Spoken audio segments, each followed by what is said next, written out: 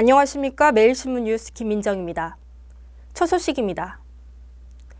대구 지역 중학교 졸업생들의 타시도 유출 문제가 심각해 보입니다. 처음에는 대구 지역 자율형 사립고가 학생과 학부모들 사이에 상당히 큰 인기를 얻을 것으로 생각했는데 막상 뚜껑을 열어보니 신입생 미달 사태가 나타나 대책 마련이 시급하다는 지적이 나오고 있습니다. 대구 지역 중학교 졸업생들의 타시도 유출 문제가 심각하다는 주장이 나왔습니다. 대구시의회 장식환 의원은 11일 시정 질의에서 지난 2010년부터 해마다 평균 476명의 중학교 졸업생들이 타 지역 고등학교로 진학했다고 밝혔습니다. 특히 이들 가운데 타 지역 자율형 사립고와 특수 목적고 등으로 진학한 우수 학생들은 2010년 148명에서 지난해 263명으로 2배 가까이 증가했습니다. 이와 반대로 지역 4개 자율형 사립고의 경우 대공고를 제외한 개성고와 경신고, 경일여고는 해마다 경쟁률이 떨어져 정원 미달 사태가 속출하고 있는 실정입니다. 장식환 시 의원은 자율형 사립고가 처음에는 학생과 학부모들로부터 상당한 인기를 얻을 것으로 생각했으나 신입생 미달 사태까지 가는 것은 심각한 문제라며 우수 학생들이 지역 자율형 사립고를 선택하도록 교육청의 관심과 지도가 필요하다고 주장했습니다.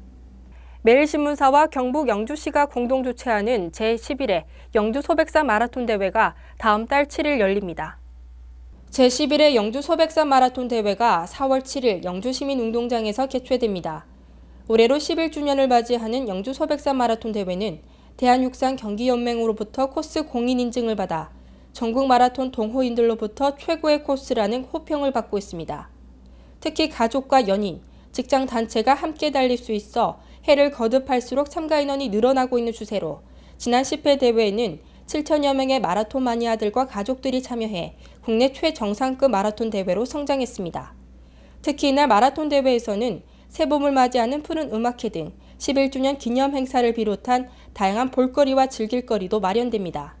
상금과 트로피, 기념품 수여를 확대하고 대회 종료 후에는 돼지고기와 잔치국수, 홍삼 진액, 사과 등 푸짐한 먹을거리도 제공할 예정입니다.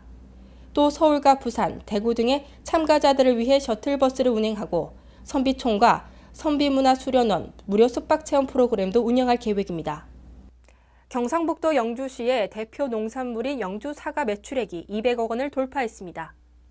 영주사과가 2012년도 영주농산물유통센터 운영에 대한 재무제표 감사 결과 연간 7,428톤을 유통해 212억 원의 매출액을 올린 것으로 나타났습니다. 이 기간의 수익금은 1억 500만 원으로 영주시는 법인세를 차감한 금액의 50%인 5천만 원의 수익을 올렸습니다.